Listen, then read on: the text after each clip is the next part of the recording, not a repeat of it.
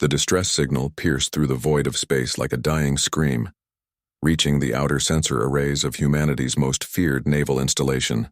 Admiral Sarah Chen stood motionless on the bridge of the UES Retribution, her weathered hands clasped behind her back as she studied the holographic display. The message was being broadcast on all frequencies, desperate and panicked. "This is Ambassador Kethvar of the Zilthani Collective." The alien voice crackled through the translation matrix. "Our homeworld of Zelthis Prime is under siege by the Vorthak hegemony. We know of your reputation, humans. We formally request military assistance. Our children are dying." The bridge fell silent. Every officer knew the weight of those words.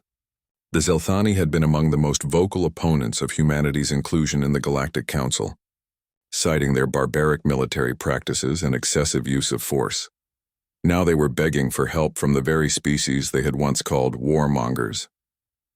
"Ma'am," Lieutenant Commander Rodriguez spoke carefully, "the Zilthani voted to restrict our fleet movements just 6 months ago. They called us a threat to galactic peace."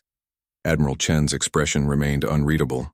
She had commanded the Terran Defense Fleet for 12 years, leading them through conflicts that had earned humanity both fear and grudging respect throughout the galaxy. Other species built sleek, efficient vessels focused on shields and energy conservation. Humans built ships like floating fortresses, bristling with kinetic weapons, missile pods, and armor plating that could withstand a direct hit from a stellar torpedo. "Distance to Zelthis Prime?" she asked. 47 light-years, Admiral," came the reply from the navigation station. "Time to intercept if we leave now?" 14 hours at maximum burn." Chen turned to face her communications officer. "Signal the fleet. All ships are to prepare for immediate departure. Combat loadout, full ammunition stores." She paused, then added, "And send a message to Ambassador Kethvar. Tell him help is coming." The officer hesitated. "Admiral, shouldn't we wait for authorization from Earth Command?" A ghost of a smile crossed Chen's weathered features. "Lieutenant, there are children dying 47 light-years from here. I'll take responsibility for any political fallout later." Within 3 hours, the most formidable fleet in known space was cutting through hyperspace toward Zelthis Prime. The UES Retribution led a formation of 12 heavy cruisers, 36 destroyers, and 18 support vessels. Each ship was crammed with enough firepower to level a continent, their hulls scarred from countless battles where other species had underestimated human determination. As they approached the Zelthis system, the scope of the crisis became clear. The Vorthak hegemony had deployed nearly 200 vessels in a complete orbital blockade.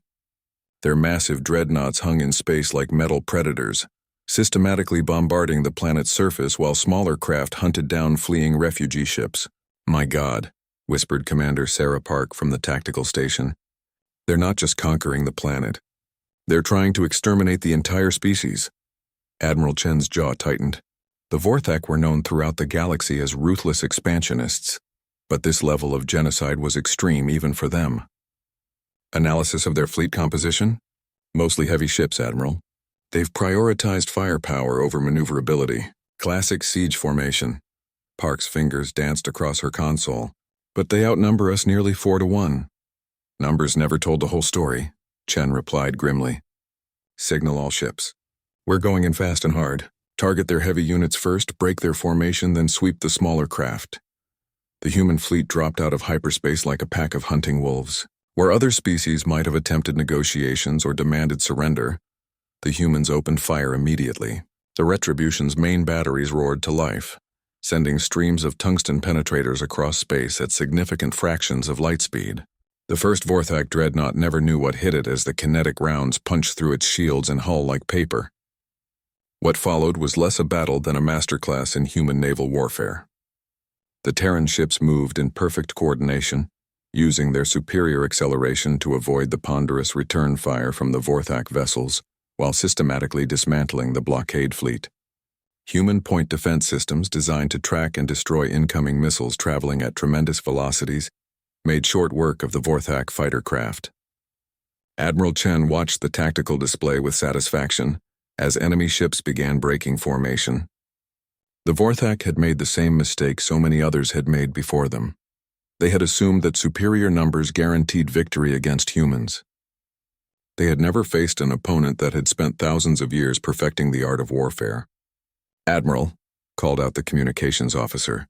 "We're receiving a transmission from the Vorthak fleet commander. He's requesting terms for withdrawal.